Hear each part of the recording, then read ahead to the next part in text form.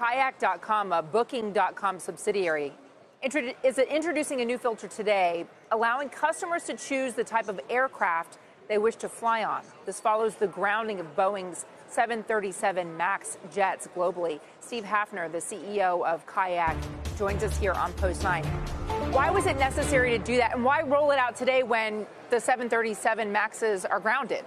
Sure. So Kayak's always been committed to providing consumers with really powerful filtering options, and we've always had the ability for consumers to choose between aircraft type. So some people, want to avoid prop planes, for example, or prefer wide-body to narrow-body jets. But we had a lot of feedback over the last week or so from consumers saying, I actually want to exclude certain types of narrow-body jets, like the 737 MAX.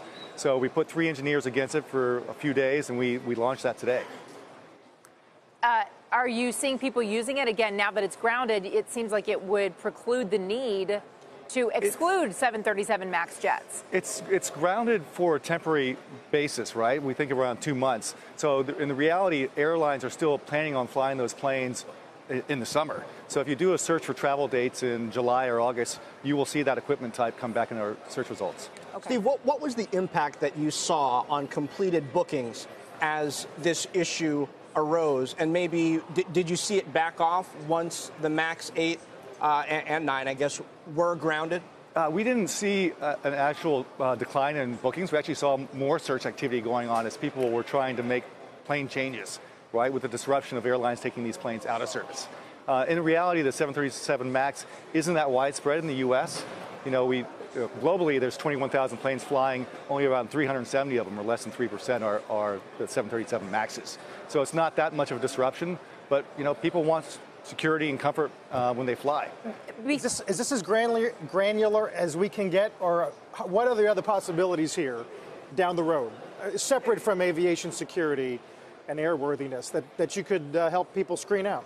Well, right now we're putting a lot of time and attention to actually the in-flight experience. So what is the seat pitch? What is the amenities that go along with your fare? I mean, do you get boarding privileges? Do you know your seat? Can you bring a bag on?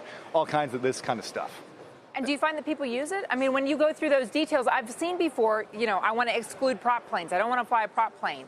Are people using all the tools that you are offering? Absolutely. So one of the things we spend a lot of time on with Kayak is how do we balance complexity versus simplicity?